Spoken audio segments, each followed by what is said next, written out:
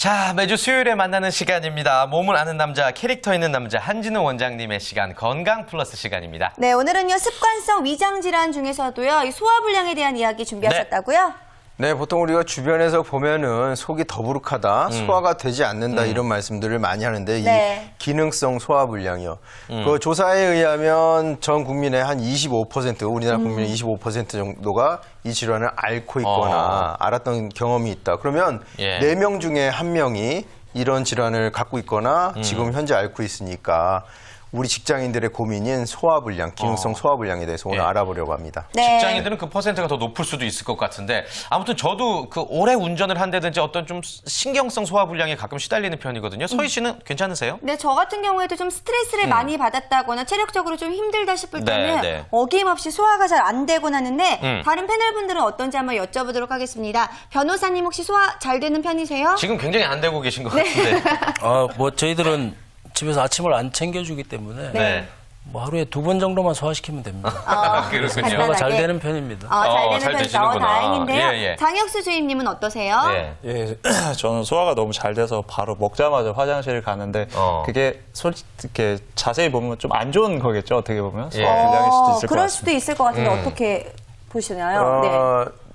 주무관님 같이 그렇게 제가 볼 때는 소화기관이 좋아서가 아니라 효율이 낮기 때문에 들어왔다 그냥 나가는 저런 분들 굉장히 피곤할 수가 있어요. 네, 소화 흡수력이 떨어지기 때문에. 네, 자 오늘 소화불량에 대한 이야기를 좀 해봐야 네. 될 것 같은데 사실 어디부터 어디까지가 소화불량인지 뭐 전 국민의 4명 중에 1명이 앓고 있다라고 하니까 그것부터가 알고 싶은데 소화불량의 증상들을 어떻게 네. 보시나요? 보통 이제 더부룩하다는 증상을 가장 많이 얘기하고요. 속이 네. 답답하다, 그다음에 구역질이 나거나 구토를 한다든지 때로는 통증, 즉 복통을 수반하기도 하는데요. 이런 증상들을 모두 소화기 증상을 그 소화불량으로 집어넣는데요. 예.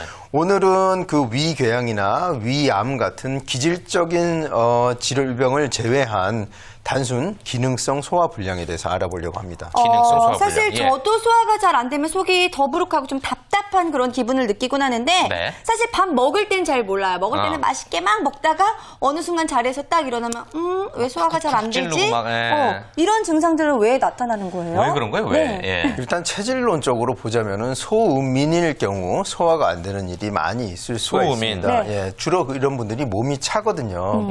복무열통, 두무냉통이라는 말이 있습니다.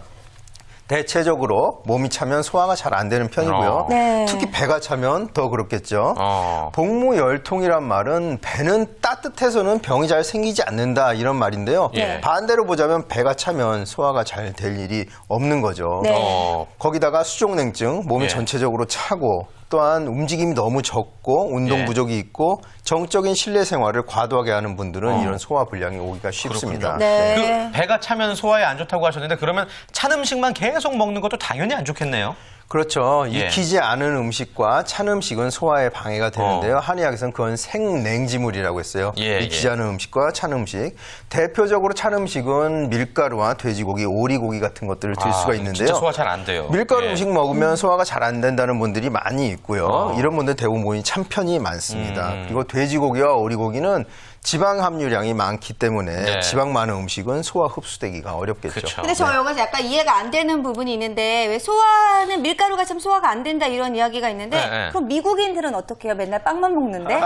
이제 미국 사람들의 경우 체질론적으로 보면 우리랑 비교하자면 상당히 그 열이 달라요? 많은 편이 달라요? 많고 그 신체 구조가요 우리랑 많이 다르다고 저는 생각하고 있어요. 왜냐하면 그들 그 어떤 생활상이나 보면 이해 안 가는 부분이 많거든요. 산후조리나 이런 부분 보면 미국 여성분들은 우리 그 여성과 달리 반대죠. 굉장히 네. 어떤 그 뭐랄까요 슈퍼우먼 같은 그런 측면이 있어요. 오히려, 애기 낳고 예. 바로 찬물을 샤워하고 네. 오렌지 주스 마시고 조깅하러 간다든지 네. 그랑 조금 이해할 수 없는 부분이 좀 있습니다. 네, 그쵸. 다르니까 뭐 예, 우리는 뭐 예. 한국 사람 입장에서 또 이야기를 그래요. 해봐야 될 것 같은데 자 소화불량의 원인 지금 일단 찬 것을 피한다라는 이야기를 해주셨는데 다른 건 또 어떤 게 있을까요? 이제 그다음에 식습관을 들 수가 있습니다. 네. 적당이란 말은 굉장히 어려운 말이지만 적당히라는 말을 중요하다고 생각해요. 예. 너무 배가 고팠다가 먹거나 배가 고프지 않았는데 식사 때가 돼서 그냥 먹는다든지 그다음에 결식과 포식을 반복한다든지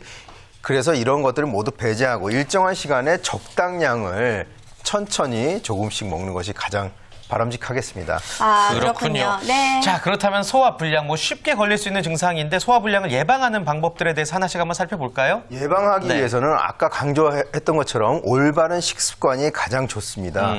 우선 음식을요, 소화 흡수하기 가장 좋은 형태로 담백하게 조리해가지고 네. 섭취하는 것이 소화불량을 피할 수 있는 첫 번째 방법이 되겠습니다. 아, 네. 그렇군요. 자, 그렇다면 따뜻한 음식을 많이 먹어야 또 소화가 잘 된다 이런 이야기도 있는데 따뜻한 음식들은 어떤 게 있는지도 소개를 해 주실까요? 향신료로 보면 마늘, 생강, 후추 같은 따뜻한 음식들이 있을 수 있고요. 네. 그래서 돼지고기나 오리고기를 먹을 때는 기름을 쪽 뺀 상태에서 마늘, 생강 등 따뜻한 음식을 곁들이면 탈 나는 것을 많이 방지할 수가 있고요. 평소에도 생강차, 계피차 등을 따뜻하게 해서 수시로 마시는 것도 소화불량에 도움이 되겠습니다. 네. 또 소화불량 예방하기 위해서 노력해야 될 것들 어떤 게 있을까요?